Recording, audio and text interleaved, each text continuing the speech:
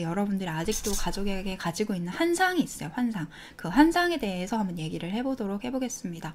첫 번째는 가족은 서로를 깊이 사랑하고 아껴준다라는 환상이 있어요. 서로를 깊이 사랑하면서 아껴준다라는 게 왜 환상이라고 말할 수 있냐면, 사랑이라는 거, 존중과 배려라는 거 아무 때나 안 나옵니다. 내 진심만 있다고 나오는 게 아니에요. 심적인 여유가 필요하고요. 경제적인 여유가 필요합니다. 경제적인 여유가 없으면 여러분들도 아시다시피 바깥에 일하느라고 바쁘고요. 일하지 않고 집에 있을 때도 너무 많은 일을 해서 피로해서 컨디션이 좋지 않거나 신경질을 내거나 예민해질 수 있고요. 그것뿐만 아니라 이 금전적인 환경이 여의치가 않아서 심적으로 막 쫓기는 느낌, 초조하고 걱정되고 불안해서 편안하게 뭔가 감정을 교류를 하거나 다른 사람에게 애정을 표현하기는 어렵습니다. 두 번째로는 이게 내가 아무리 진심으로 이 사람한테 좋은 애정과 관심을 표현하고 싶다 할지라도 그 방법을 모르면 표현할 길이 없어요. 엄마 아빠는 여러분들한테 나름대로 최선을 다했어요. 나름대로 최선을 다했는데 왜 결과가 이렇게 됐느냐 하면은 그분들은 몰랐어요. 존중하고 배려하며 상대방에게 상처를 주지 않는 성숙한 사랑을 몰랐어요. 소유하는 사랑, 통제하려는 사랑, 기대하는 사랑, 조건적인 사랑, 나중에 돌려받고 싶어서 투자하는 사랑, 이런 것들을 해왔어요. 성숙한 사랑이 뭔지 모르기 때문에, 받아본 적도 없기 때문에, 배워본 적도 없기 때문에. 그래서 여러분들 가족이 여러분들한테 사랑하고 아끼고 배려하는 거는 환상이고 당연하지 않아요. 이거는 노력으로 만들어지는 건데, 노력한다고 다 되는 게 아니에요. 일단 알아야 되고요. 받아봤어야 되고요. 자기한테 그런 걸 실행할 만한 경제적인 여유와 심적인 여유가 있어야 돼요. 그것뿐만 아니죠. 가족끼리 유대감이 형성이 돼야 돼요. 그런 모든 조건들이 갖춰졌음에도 불구하고 본인이 관심이 안 생기면 그런 관계가 만들어지지 않아요. 그래서 여러분들 입장에서는 내가 속상했고 내가 아팠고 내가 상처받았으니까 다른 가족들이 나한테 소홀한 거야, 나한테 진심이 부족한 거야, 성의가 부족한 거야, 사랑이 부족한 거야 라고 생각하실 수 있는데, 진짜 사랑이 부족했을 수도 있어요. 하지만 사랑은 충분히 많았는데 그 방식이 매우 서툴러서 결과가 안 좋았을 수 있어요. 그렇기 때문에 가족끼리 서로 사랑하고 존중하고 배려하고 따뜻하고 아껴주는 분위기는 나오기가 매우 힘듭니다. 두 번째로, 가족은 한 인간의 뿌리이다. 그래서 이 가족이 어떤 형태이고 어느 정도의 컨디션인지가 나라는 사람의 가치를 결정하고 나라는 사람의 한계나 그릇을 결정한다. 여러분들은 자기가 타고난, 그리고 나고 자란 그런 한계값들을 스스로 처리하고 교정하고 변화시킬 수 있는 능력을 익히고 있는 중이에요. 자기의 감정을 정화하고 자기 감정 패턴을 교정하고 과거의 기억들, 트라우마들을 치유하면서 새로운 자신으로 나아가고 있는 중이기 때문에 가정이 자기의 뿌리라고 볼 수는 없어요. 시작점이라고 볼 수는 있겠죠. 근데 그 시작점이 번복할 수 있고 교정할 수 있고 바꿀 수 있는, 심지어 자기한테 이롭게 활용할 수 있는 시작점이라고 볼 수 있기 때문에 그런 선입견에서 좀 벗어나셨으면 좋겠고요. 내가 그동안 만났던 사람, 내가 있었던 머물렀던 자리가 나를 대변하고 나의 존재 가치를 증명한다라는 그런 착각에 빠지지 마시기를 바랍니다. 그 다음에 이제 세 번째는, 가족은 언제나 함께한다 라는 환상이 있어요. 사랑하는 가족들이 언제나 행복하게 교류를 하면서 추억을 쌓으면서 함께 산다, 이게 최고의 그림이다, 이렇게 생각하는 분들이 많을 거고, 나중에 내가 가정을 꾸려가지고 내가 새로 만난 배우자랑 내 2세들이랑 이렇게 행복하게 지내는 걸 생각하실 수도 있는데, 가정이라는 거는 임시적으로 우리가 함께 협력을 하고 함께 추억을 공유하는 그룹 원이라고 볼 수 있어요. 그렇기 때문에 평생 가는 거를 최종 목적지로 잡는 것보다는 지금 이 순간에 내가 누군가와 함께 관계를 맺고 시간을 보낸다 할지라도 이 시간은 찰나일 뿐이고 영원하지 않기 때문에 더 소중히 대하며, 그게 인연이 닿아서 흩어지게 되었을 때 기꺼이 상대를 위해서, 상대와 나의 또 다른 새로운 체험을 위해서 놓아줄 수 있는 그렇게 쿨한 마음가짐을 가지고 있어야 되는 거거든요. 그리고 여러분들이 정말 건강한 관계를 맺었다면 나중에 서로 각자의 길을 가기 위해서 필연적으로 이별하는 순간이 올 수밖에 없어요. 화목한 가족이라고 해서 꼭 평생 영원히 함께 간다는 게 아니라, 정말 좋은 가정이라면 그 가족 구성원이 더 나은 자리에서 더 나은 대우를 받고 더 즐거운 체험, 자기한테 맞는 체험을 하기 위해 상대방을 보내줘야 돼요. 그건 가정 내에서도 마찬가지예요. 부모가 자식을 대할 때도 마찬가지예요. 자식이 정말 잘 자랐어.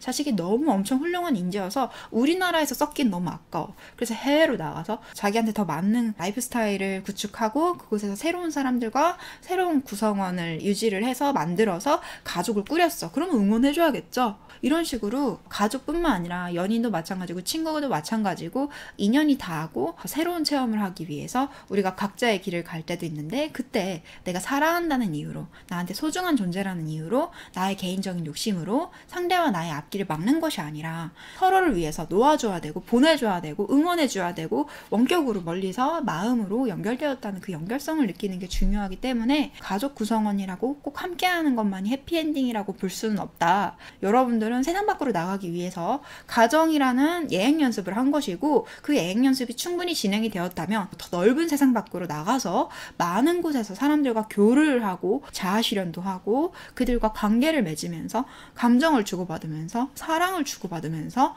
자기의 세상을 더 확장시키고 더 넓은 세상을 탐구할 필요가 있어요. 네 번째로, 가족이라면 서로를 응원하고 존중해야 된다라는 그런 믿음이 있어요. 응원은 어떻게 해요? 존중 어떻게 하는데? 알아야 하지. 모르는데 어떻게 해.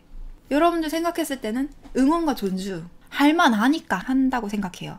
응원할 만하면 응원하겠지. 존중할 만하면 존중하겠지. 하지만 무조건적인 응원과 무조건적인 존중? 그건 못하지. 그게 가족이니까. 그게 가까운 사람들이니까.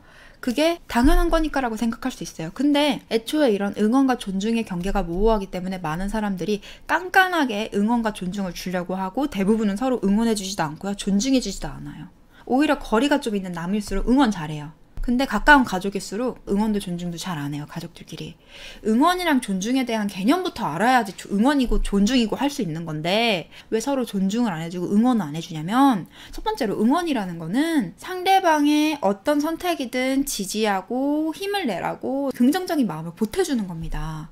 근데 그걸 보태주는 기준이 상대방이 내 마음에 쏙 드는 선택을 하고 내가 생각했을 때 올바른 체험을 한다라는 그런 확신이 생겼을 때 응원을 해요. 근데 그게 아니거든요. 아무리 가족이라 할지라도 서로에 대한 선이 분명히 이제 존재하는 거고 상대방의 방식, 상대방의 라이프 스타일을 존중을 해줘야지 맞는 거예요.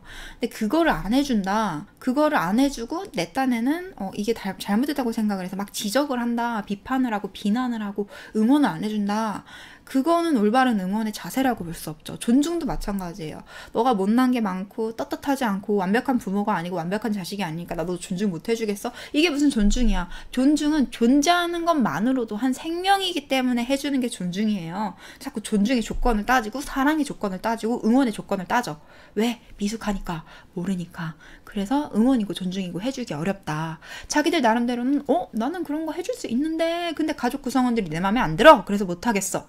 이거는 결국에는 제대로 된 응원 방법과 제대로 된 존중 방법을 모른다는 뜻이에요. 그 다음에 다섯 번째로, 가족들은 서로 비슷하고 잘 통하며 한마음 한뜻이다 라는 다섯 번째 환상이 있습니다. 여러분들 가족들 중에서 여러분들하고 소울메이트처럼 완벽하게 통하는 가족 구성원이 있나요? 있다면 그 경우는 아주 특수한 케이스예요. 한두 가지 또는 세 가지 통하는 부분이 있을지 몰라도 정말로 안 어울리는, 정말로 나랑 정반대다, 안 맞는다 이러는 경우들이 훨씬 많아요. 애초에 가족이라는 게 서로 상호 보완해주고 서로 파티를 맺으려고 서로 협력을 하는 거기 때문에 자기랑 비슷한 사람은 안 뽑아요. 최대한 캐릭터를 안 겹치게 뽑습니다. 가족 구성원은. 그래서 여러분들이 당연히 안 맞아요. 가족들하고. 그렇기 때문에 서로 한마음 한뜻으로 비슷하게 잘 통한다. 어려워요. 그래서 그런 거 서운해하거나 난 너무 불편한 가정에서 태어났어. 너무 나랑 안 맞아. 다들 가족들이. 날 몰라봐줘. 이렇게 느낄 수 있는데 다 그래요. 다. 원래 그런 거예요. 디폴트가 원래 그럽니다. 일부러 그렇게 한 겁니다. 너무 거기에 상심할 필요 없어요. 마지막으로 여섯 번째 환상. 가족은 서로에 대해서 누구보다 더 잘 안다라는 환상이 있어요. 정말 그럴까요? 정말 그런 것 같아요. 장담하건대 여러분들이 저를 6개월 이상, 1년 이상 보셨다면 여러분들이 저희 엄마 아빠보다 저를 더 잘 압니다. 왜냐하면 가족이라고 해서 늘 함께 있는다고 해서 서로를 알아가는 게 아니에요. 여러분 회사 생활할 때 회사 사람들이 여러분들에 대해서 얼마나 알고 있어요? 겉으로 보여지는 거 말고 여러분들의 속마음, 성향, 가치관에 대해서 얼마나 알고 있죠? 함께 있는 시간과 공간적인 이 거리감은 중요하지 않아요. 내가 얼마나 내 마음 깊숙한 곳까지 드러내고 교류했는지가 중요한 거예요. 물론 가족들이 여러분들을 조금 더 깊이 이해할 수 있는 확률은 더 높은 편이에요. 근데 왜 서로를 잘 모를 수밖에 없냐면, 첫 번째로 함께 한 집에서 살지만 여러분들을 엄마 아빠가 키워주고 여러분들이 엄마 아빠가 같이 살아간다라는 거는 정서적인 교류를 나눌 수는 있겠지만 서로에 대해서 알아간다라고 보기는 좀 어려운 게, 여러분들은 부모님한테 부모의 역할로 바라보지 인간 김머시기, 인간 박머시기로 보는 게 아니라 우리 엄마, 우리 아빠로 봅니다. 한 역할에 빗대서 봐요. 그리고 그 역할에 맞춰서 대하기 때문에 그 역할을 벗어난 여러분들을 알 수가 없고요. 두 번째로 아까 제가 말했다시피 서로 성향이 달라요. 타입이 다르기 때문에 이과가 문과를 이해하기 어렵다 이런 말처럼 전혀 다른 특성을 가지고 전혀 다른 가치관과 성향을 가진 두 존재가 상대방을 이해하려면 상대방의 관점에서 상대방을 판단해야 돼요.